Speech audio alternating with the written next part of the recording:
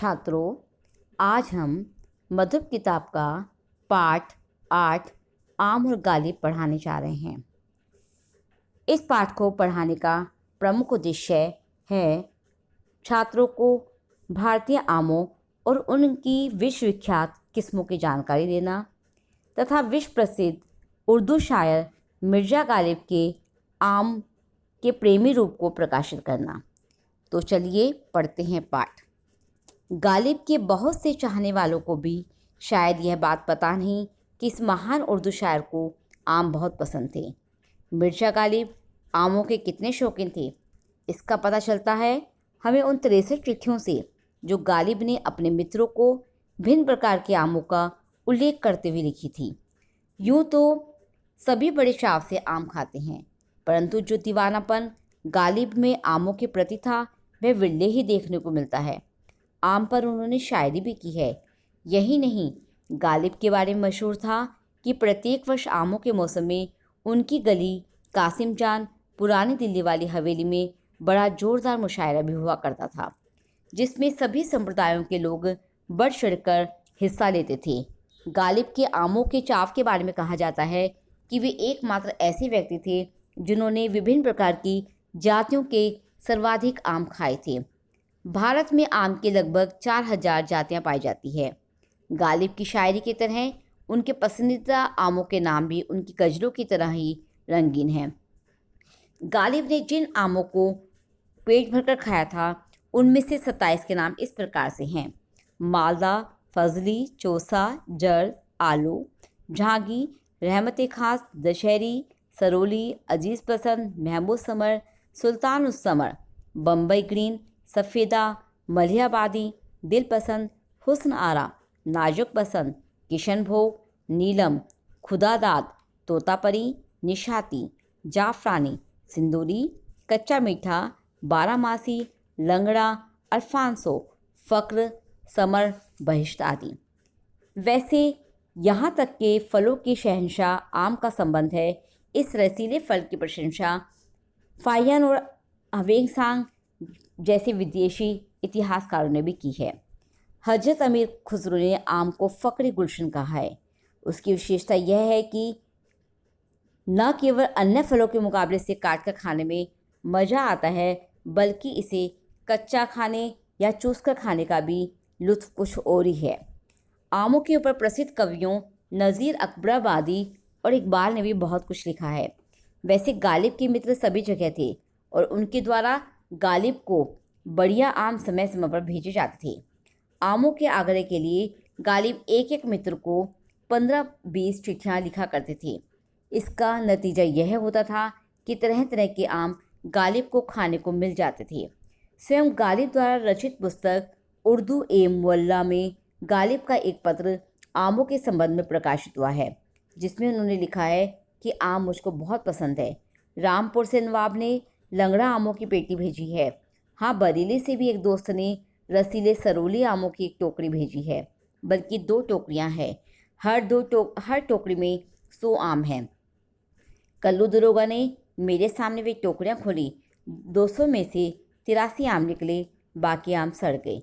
एक बार बहादुर शाह जफ़र आमों के मौसम में कुछ दरबारियों के साथ मेहताब बाग में घूम रहे थे। मिर्ज़ा गालिब भी साथ थे। यहाँ के रसीले आम केवल बादशाह की बेगमात के लिए ही थे। अन्य कोई व्यक्ति इसकी ओर निगाह भी नहीं उठा सकता था। गालिब बार बार आमों को देखते। बहादुर शाह जफ़र ने यह बात टाल दी और बोले, मिर्ज़ा, इस कदर ध्यान से क्या देखते हो? गालिब बोले, हुजूर, आम पर खाने वाले का नाम लिखा होता है। मैं ये पता लगा रहा हूँ कि किस किस आम पर मेरा नाम लिखा है। बादशाह गालिब की हाजिर दिमागी और हाजिर जवाबी से इतने प्रसन्न हुए कि अगले ही रोज़ मेहताब बाग के आमों के 2 टोकरे भिजवा दिए। पड़ोस में ही रहने वाले गालिब के एक मित्र हकीम रजीउद्दीन खां को आम एक आँख नहीं बाते थे। उसी दिनों एक दिन गालिब की गली कासिम जान स्थित हवेली के बरामदे में बैठे थे। गालिब ने उसी समय आमों के छिलके दरवाजे के बाहर कोने में बने कूड़ेदान में डाले थे। तभी वहाँ एक गधे वाला कुछ गधे लिए हुए निकला। एक गधे ने आम के छिलके सूंघे और छोड़कर आगे बढ़ गया। हकीम साहब मिर्जा से बोले, देखिए, आम ऐसी चीज़ है जिसे गधा भी नहीं खाता है। गालिब ने उनकी आंखों में आंखें डालते हुए तुरंत उत्तर दिया, बेशक, गधे आम नहीं खाती हैं। ऐसे ही एक रोज़ गालिब के घर आमों की दावत चल रही थी। नाना प्रकार के आम रखे हुए थे। गालिब के दोस्त और शागिर्द मज़े ले लेकर आम उड़ा रहे थे। उनके पास बैठे उनके दोस्त नवाब मुस्तफ़ा खां शेफ्ता आम पर आम उड़ा रहे थे, लेकिन उनके आगे छिलके और गुठलियाँ बिल्कुल भी नहीं थी। वे आम खाकर गुठलियाँ और छिलके गालिब के आगे रखते जाते थे। जब गालिब के आगे छिलकों और गुठलियों का बड़ा ढेर लग गया तो जनाब गालिब से बोले, अम्मा मिर्ज़ा साहब, लगता है आपने सभी के हिस्से के आम खा लिए। इस पर मिर्ज़ा गालिब ने जवाब दिया, नवाब साहब चलिए, मैं तो आम ही खा रहा हूँ, आप तो आमों के साथ गुठलियाँ और छिलके भी नहीं छोड़ रहे हैं। इस पर सभी जोरदार ठाका लगाकर हंस पड़े। अपने जीवन के अंतिम पड़ाव में गालिब ने अपने घनिष्ठ मित्र चौधरी अब्दुल गफ्फूर के नाम एक पत्र में आमों के बारे में लिखा है, जिससे यह पता चलता है कि गालिब का स्वास्थ्य ठीक नहीं था। गिरती पाचन शक्ति के बारे में गालिब लिखते हैं कि जवानी के दिनों के में तो दिल भी था और ताकत भी थी। मरहूम शेख मोहसिनुद्दीन हर वर्ष नानोता सहारनपुर बुलाते थे और बाग में बैठकर घंटों मीठे आम खाते थे। शेख साहब वहीं बरमे के पास चारपाई बिछाते और बाल्टियों में रसीले आम ठंडे पानी में पड़े रहते। अब वह दिल कहाँ से लाऊं, वह ताकत कहाँ से लाऊं?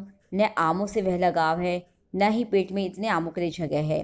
पहले तो नाश्ते से पूर्व ही ढेर सारे आम खा लिया करते थे, मगर अब तो रात को भी नहीं खाए जाते, हाजमे पर भारी पड़ते हैं।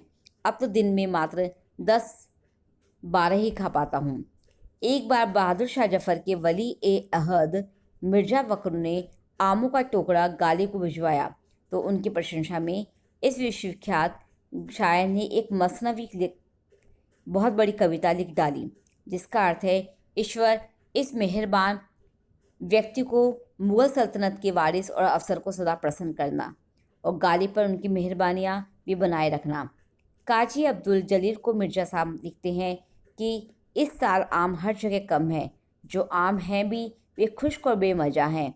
आम खाएं भी तो कहाँ से, न बोर आए हैं, न बरसात हुई है, कुएँ भी सूख गए हैं, तरावट कहाँ से आएगी?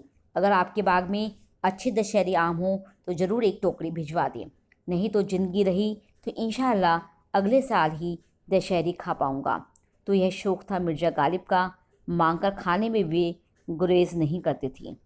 आज भी हर साल आमों के मौसम में दिल्ली की गालिब अकादमी द्वारा गालिब की याद में बस्ती हजरत निजामुद्दीन में स्थित उनकी मज़ार पर आमों की दावत का आयोजन किया जाता है। धन्यवाद।